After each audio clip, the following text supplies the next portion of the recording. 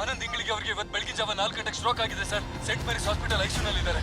Due to high BP, there is brain hemorrhage and lot of clots in his brain. Taking his age as consideration, surgery is ruled out.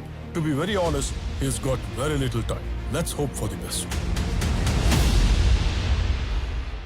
Doctor, does he have any relatives? Yeah, his son is there, Vijayendra Ingalgi. Hi, I'm Deepa Hegde. I'm sorry about your father. I hope he recovers soon. He was a good man. ನಮ್ಮ ತಂದೆಯವರು ನಿಮಗೆ ಹೇಗೆ ಗೊತ್ತು? ನಿಮ್ ತಂದೆಯವರು ಒಂದು ಪುಸ್ತಕ ಬರೆದಿದ್ದಾರೆ. ನಾವು ನಿನ್ನೆ ಅವ್ರನ್ನ ಇಂಟರ್ವ್ಯೂ ಮಾಡಿದ್ವಿ. ಅರ್ಧ ಕತೆ ಹೇಳಿದ್ರು.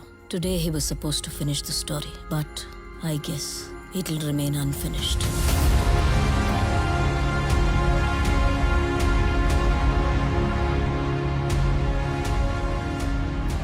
I'm not sure if he was a good man or not. But I'm sure he was not a good father, nor a great husband. Chicken ನನ್ನ ಜೊತೆ ಆಟ ಆಡಿದ ನೆನಪಿಲ್ಲ ನನಗೆ. ನನ್ನ ಮಾರ್ಕ್ಸ್ ಕಾರ್ಡ್ ಯಾವತ್ತೂ ನೋಡಿಲ್ಲ. ನಾನು ಸಿಗರೇಟ್ ಯಾವಾಗ ಶುರು ಮಾಡಿದ ಐಡಿಯಾ ಕೂಡ ಇರಲಿಲ್ಲ ಅವ್ರಿಗೆ. Not that I cared. ಆದ್ರೆ ನನ್ನ ತಾಯಿ ಸತ್ತಾಗ ಒಂದು ಹನಿ ಕಣ್ಣೀರು ಕೂಡ ಹಾಕಲಿಲ್ಲ.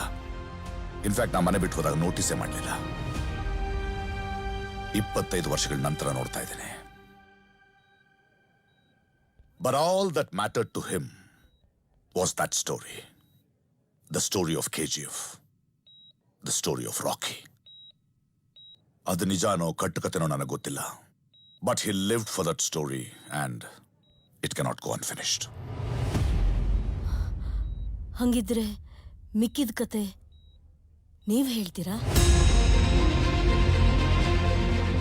ಅವರೇ ಹೇಳ್ತಾರೆ.